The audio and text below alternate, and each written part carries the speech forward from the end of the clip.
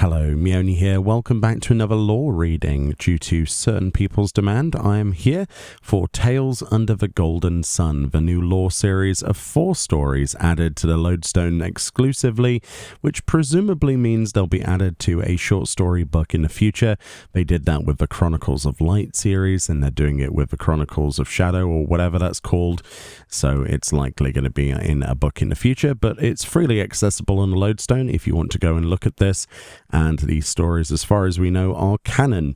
They do relate to the Dawntrail MSQ, so if you're worried about spoiling the events of that, it's probably not a good idea to sit here and listen to this. The first of these stories is The Stars Betwixt. It says, heavy black clouds hung over the skies of Alexandria. The people's faces were a mirror of the somber heavens, and for a moment it seemed as if the entire kingdom had been swallowed by endless night. Amidst this solemn vigil, the royal knight second in command, Zelenia Triantafili, regarded the mourners with her uncovered eye. Each in the procession held a white flower, its petals shimmering faintly in the gloom, threads of light weaving a path through shadow. Yet all knew there would be no hope at Trail's end. The castle air was thick with the heady scent of flowers and a chorus of sorrowful voices. In the cold throne room, the people of Alexandria gathered before a coffin that held Queen Sphene Alexandros XIV, now in eternal repose, a ruler who had loved her people dearly and been dearly loved in return. This was her royal funeral, and the kingdom had only just begun to grieve. "Whatever shall we do without her majesty?" muttered a broad-shouldered man, clad in iron armor, his voice uncharacteristically frail. Zelenia let out a long sigh, holding down her chestnut hair against the tugging of the damp wind. "We safeguard the people she so dearly loved. Such is our duty." "You must remember that, Lord Captain," Zelenia reminded him quietly. "You're right. Of course. Even so, Otis Valona, Lord Captain of the Royal Knights of Alexandria, faltered as the words died in his throat. Zelenia, meanwhile, remained silent as she watched the tearful mourners clinging to one another. Her thoughts drifted to the late queen. She recalled her appointment as Princess Sphene's personal guardian. The young girl had been overjoyed, saying it felt as though she'd gained an older sister. "I vowed to shield her from all harm that day." Then there was Sphene's coronation, a hasty affair carried out before she had time to mourn her parents. Zelenia had held the trembling child, offering what little comfort she could. "I swore anew to keep Her Majesty safe, even should it cost my life." Each remembrance was a fresh assault on her spirit. Yet the knight held fast, her bearing as steady as ever. She could not weep, not yet, not while the truth was still unclear. Whether her doubts were born of denial or of instincts honed through the years on the battlefield, even she could not say. But recent oddities had lingered and coalesced into a question Zelenia could no longer ignore. Was Sphene truly dead? The first seeds of doubt were sown several days before the funeral. Zelenia and Otis were on their way to the Queen's chamber, reviewing their upcoming report as they walked. The Queen needed to be briefed on the destruction wrought by the storm surge, as well as the progress of rescue and reconstruction efforts. Braced for a sober meeting, the two knights arrived at the entrance to Her Majesty's chambers, only to find someone already there. Tufut, the Queen's Malala tutor, was thumbing through his teaching materials listlessly. When questioned, he explained that he, too, had come to visit Queen Sphene, only to be turned away by her physician, Thundran. With no other recourse, the trio waited until Thundran emerged. Otis stepped forward at once, demanding an explanation. The physician lowered her gaze. Then, in a soft, halting tone, she delivered the news none had been prepared to hear. The Queen had passed away. What? But how? Otis murmured, stunned. "I am sorry, but none can see her now." said Thundran. "I must ask you to leave, and pray speak not of this until a royal proclamation is made." "Why? They couldn't have," began Tufut, before Thundran gave him a pointed look and swiftly strode away. Otis sank to his knees, the clatter of his armor against the cold stone floor echoing in the corridor. Zelenia stood frozen, unable to find a single word of comfort for him or for herself. But through the haze of shock, a fragile strand of reason held fast, enough to grant her the presence of mind to be puzzled by the sudden turn in the Queen's health. Since the waning days of the storm surge, the kingdom of Alexandria had seen a marked rise in those whose ether skewed towards lightning. Many knights, their limbs racked by creeping paralysis, had been forced into early retirement. Over time, the condition would strip away their ability to eat, to speak, to even breathe until finally death claimed them. But it was always a slow progression. Zelenia had not once heard of an afflicted soul succumbing overnight. Sphene, too, had grown frailer with time. Though she could no longer rise from bed, she had still woken with the sun and slept with the stars. Speech had been increasingly difficult, but the Queen's eyes had remained sharp, clear, and vibrant just the other day. To be told she had passed so suddenly, it beggared belief. As she pondered the impossibility, Zelenia felt another pang of unease. A stray remark, half unheard in grief, now surfaced with sudden clarity. She cast about the hall, but the tutor was gone, vanished from the Queen's chamber door. 6 years had come and gone since the royal funeral. Over that time, Alexandria had survived its many hardships thanks to the increasingly influential Preservation, a technological development institute. The royal knights were busier than ever, and Zelenia was no exception, caught up in the relentless demands of her daily duties. Yet the doubts she had buried for years had returned to the forefront of her mind. Following Sphene's passing, Tufut had dedicated himself to Preservation's work. Zelenia made formal requests for an audience many times, all of which were seemingly ignored. But when a rumor reached her that the erstwhile tutor was visiting Alexandria, she seized the opportunity to catch him at the railway station. "You will ignore me no longer, Tufut. I have but one question, and I have waited years to ask it."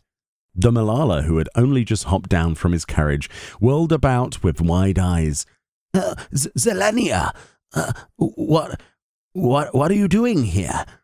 The knight stepped closer and continued in a steel whisper. "When we learned of a queen's death, you said they couldn't have. Who did you mean by they?" Please," he begged. The path you walk is fraught with thorns." But Zelenia's gaze was unwavering. Tufut sighed in resignation. My homeland lacks the knowledge to build barriers to keep lightning ether at bay. I believe that by bringing back such technology, I could save my people.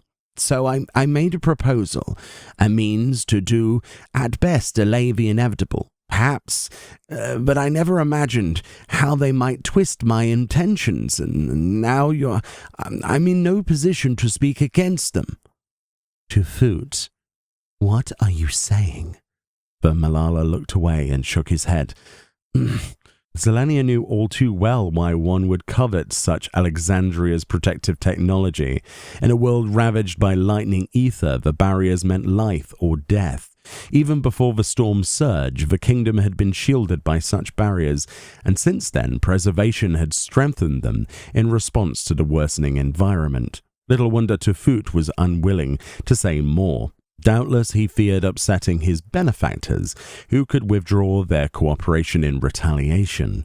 Ostensibly, the organization had ever worked only with the people's best interests at heart, and while Zelenia was loath to suspect them of wrongdoing, Tufut's cryptic statements hinted at a darker truth. Yet this grim possibility was not wholly unwelcome. For if Preservation was indeed involved, then Zelenia was closer to an answer to the question which had long plagued her. Trino, My home lies outside Alexandria's domain, yet the royal knights came to our rescue when disaster struck. For the selfless bravery I am eternally grateful, and that is precisely why I must implore you once more. Let it go, Zelenia." With that parting plea, Tefut left her and the station behind. Zelenia watched him go until his small form disappeared from sight. If her intuition was correct, she had no choice but to pursue preservation. At the same time, she knew Tefut was right. The organization would make for a dangerous foe, especially while they enjoyed the favor of the people. She could rely upon no one else, not even Otis. And so Zelenia, undaunted and unafraid, resolved to seek the truth, and her queen alone. For 5 years the knight had searched in secret. Clues were elusive and slippery, quietly erased while duty conveniently pulled her elsewhere, again and again. The cycle had become her life, but today promised to be different. Today she stalked the castle's shadows. Once bursting with activity, it was now under preservation's control, and not even the royal knights could freely wander its halls.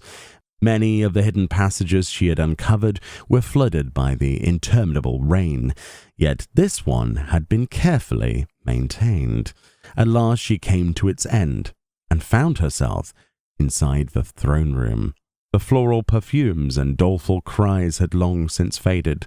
Stale metallic odors and the hum of electro machinery now filled the chamber, punctuated by Zelenia's footsteps. An intricate web of cables converged on a coffin-shaped object in its center. Zelenia approached and peered inside. There lay Sphene, her youthful face unmarred by the passage of time. "My queen." Her trembling fingertips came to rest upon the enclosure. A storm of joy and fear and apprehension roiled within her. Through sheer force of will, Zelenia calmed this tempest and turned her attention towards the machine before her. These circuits, could they be converting lightning-aspected ether to ice? Are they keeping her alive through cold-induced stasis? "A means at best to delay the inevitable," she whispered, struck by the epiphany. Zelenia could shut down the device and bring Sphene back, but without a cure for Levin sickness, her death would be assured. Zelenia stiffened, acutely aware of her surroundings once more. "How did you let yourself get cornered?" Wheeling about, her hand drifting to the hilt of her sword by reflex, she was met with a preservation engineer flanked by 2 autonomous sentries.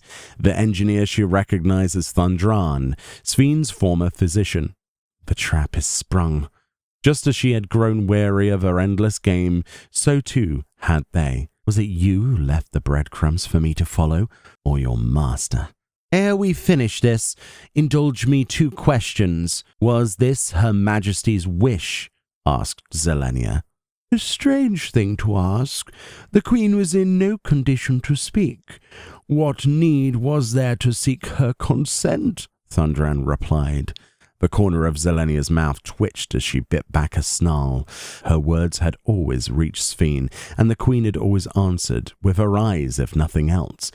But the time for argument had long since passed. With a long breath, Zelenia swallowed her fury. Then tell me, why keep her like this? Asked Zelenia. You've abandoned your research into a cure. I doubt you even believe one will ever be found. Oh, to preserve her memories. So long as we have those, she can one day live eternal, or so he assures us. Originally, we intended to extract them, along with her soul upon death, but the risk proved too great. This was the safer path, one that ensures her memories endure. So long as our memories endure, we may live on. She knew the mantra well, but also knew it was never meant to justify reducing memory to sterile data. Though the puzzle was incomplete, the engineer's placid smile made it clear she did not intend to divulge more. I hope that was enlightening, said Thundran, as a sentry readied its weapon. Zelenia was a peerless warrior, a royal knight, and could have easily struck down her enemies. Yet a queen slept peacefully behind her, and the quarters were too confined. Remembering her vow, She stayed her hand as the sentry struck. Pain blossomed in her chest, and Zelenia fell. Did I make the right choice? The machine keeping Sphene alive hummed rhythmically like a beating heart, providing no answers. There was nothing more she could do. Only... Look, Zelenia, even the darkest clouds can't hide every star. You just have to find the gaps. So echoed Sphene's voice, a final memory rising from the depths. Her queen's face lit with wonder as she spied a glimmer amidst the gloom. As her breathing slowed and her vision grew dim, Zelenia offered a silent prayer that she too might be guided by those faint motes of light. And there we go, that's the first of the 4 new lore entries for Tales Under the Golden Sun. Apologies for my pretty terrible narration of that. Hopefully it wasn't too bad. Again, I'll try to cover the other 3 as they release. So thank you so much for watching or listening, wherever you are. Have a fantastic day, and I'll see you all next time. Bye-bye.